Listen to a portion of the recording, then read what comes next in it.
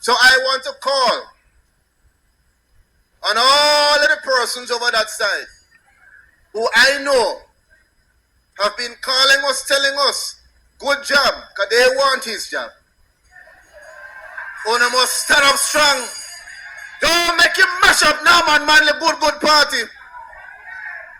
The institution that they represent. The opposition has clearly decided that their best hope for political office is to pursue what I will classify as a carpet bombing strategy. In other words, throw as much mud as you can imagine, as you can conjure up in your imagination, and hope that something will stick. It is, in my view, a morally bankrupt strategy that should not be supported or encouraged. Let me say, add on Minister Dana Dixon's point that she started with in relation to the fake news and the false news and the personal attacks on persons. I said it before and I want to say it publicly again. I don't like where it's going. We must campaign on policies and programs and achievements and plans, not on personal attacks. And I don't like where it's going. And I agree with you 100%. I have the victim of it. From 1986 to now, I can write a book. And the time has come that there must be sanctions. Hello, I'm Dudley Thompson, and welcome again to WDT Media TV.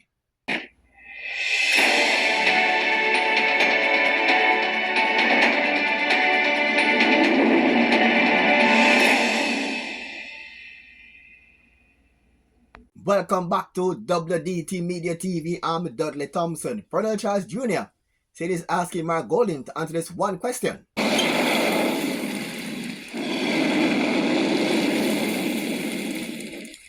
This part is unprecedented when a JLP member saying to PNP not to allow your own leader to destroy your good party. The leader of the opposition to provide the answers to the questions that I kindly asked him and respectfully laid before him. I never quarrel. I never go on bad. I simply ask some questions. And to date, silence, crickets. Instead, what have they done? They sent out some surrogates to come ask me and my sister and not answer nothing where you ask me until you answer my question. You take man for idiot.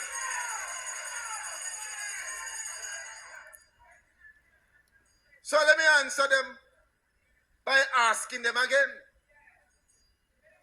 How come you tell Jamaica in 2022 say you did give up your British passport before you get into politics?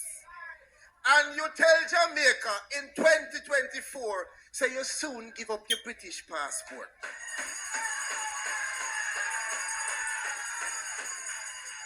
You take with me, idiot. How come you tell Jamaica, I know me say so, you know, I him say so. Mr. 1 foot in and 1 foot out. How come you tell Jamaica, say you have a Jamaican passport with your UK visa in it, and then when the Prime Minister back you up in a corner, you have to say, but, me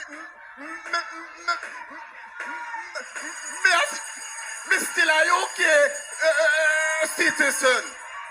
You take with me, idiot.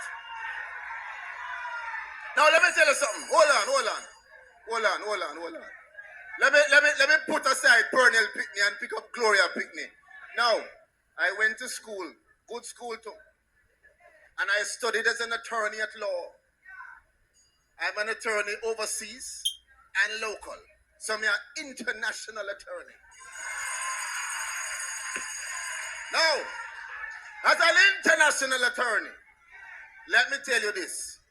The only reason why an individual, whether them have 1 foot in or 1 foot out, would have a visa in a passport is if they were not a citizen of the country. Because if you are going home, why you need visa if you go your own yard? All right. So if you are a UK citizen and you go put a UK visa in a next passport, who you are try fool? Hold on. Make it worse. If you did it and you did lie to the people them and tell them so you are not UK citizen, you're out. Because that is fraud. And them for charge you.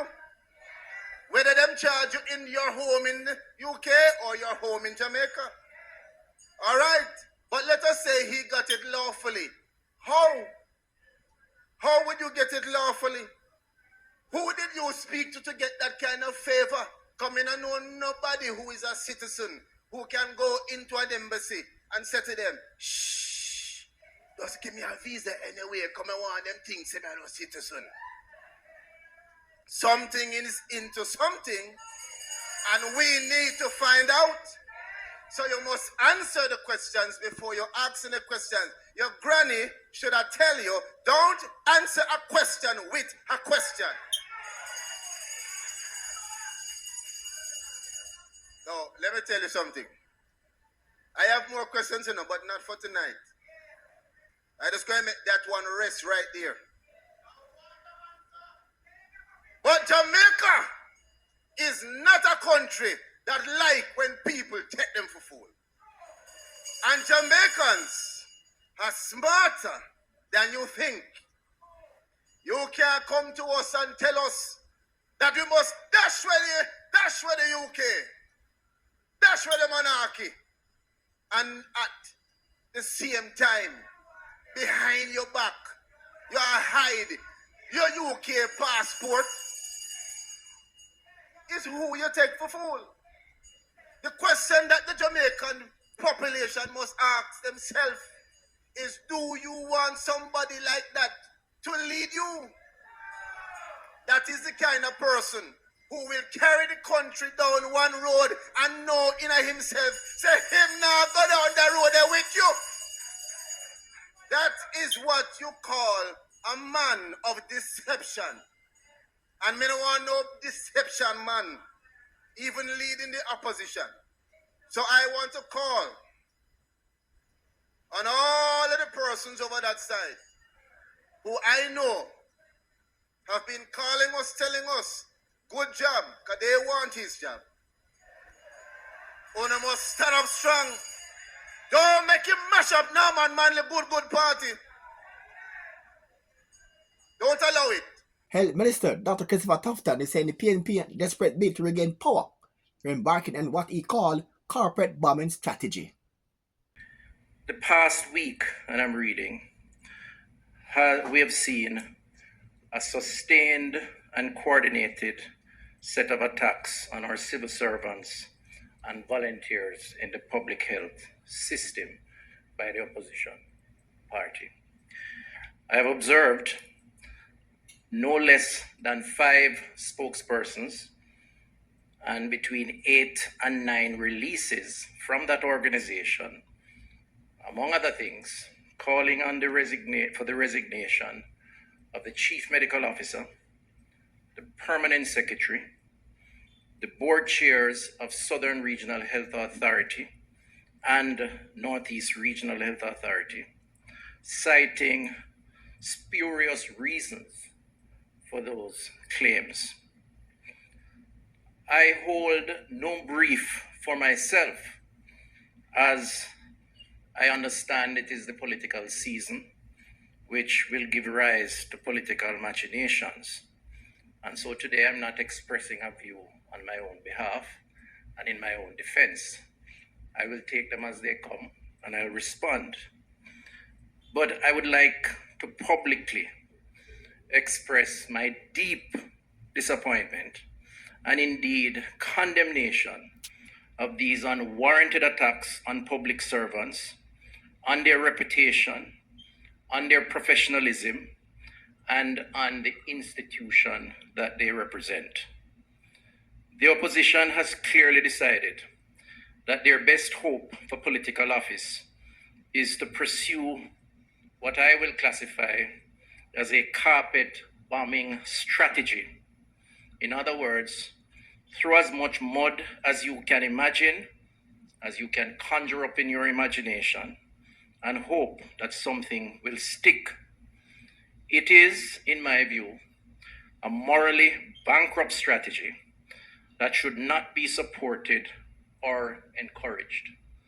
Let me say, as a public servant and one who aspires to higher office where we are now and want to continue so to do, but with a lot of experience, that burning down the house to improve your chances of controlling it is an indication of moral bankruptcy and does not serve the interests of the Jamaican people. I want to encourage the men and women of public health to continue to do their work and to ignore the noise.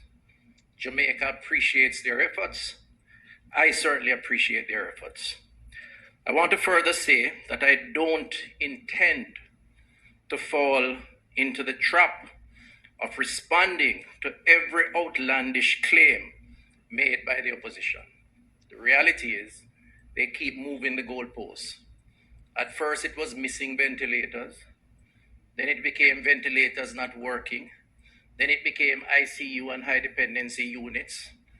The goalpost keeps moving in order, frankly speaking, to continue their agenda of maligning and discrediting an entire system, including our civil servants. I understand from my sources that next week will come a new wave in that pictures are going to be circulated about the conditions in hospitals, some fabricated, others may be achieved in particular circumstances, to further give negative impression of hospital services. We will remain focused on the work we have to do and ignore the noise. And I call on all well-thinking Jamaican not to be gullible to these impressions and these purveyors of negativity and false narrative. Let me be clear, we do not operate in a perfect system, and we have never said that we do.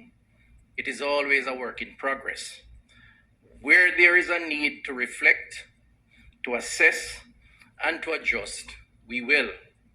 But we will not fall trap into responding to every spurious claim that surfaces based on this carpet bombing or what some may describe as burning down the house strategy. That does not serve anybody's interest.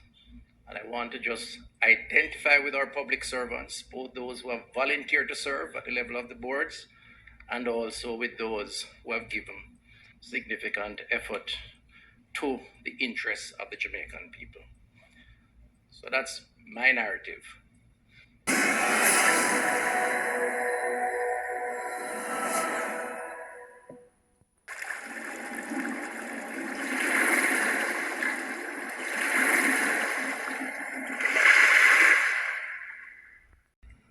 The number of driver's license, and this goes back to the demerit points,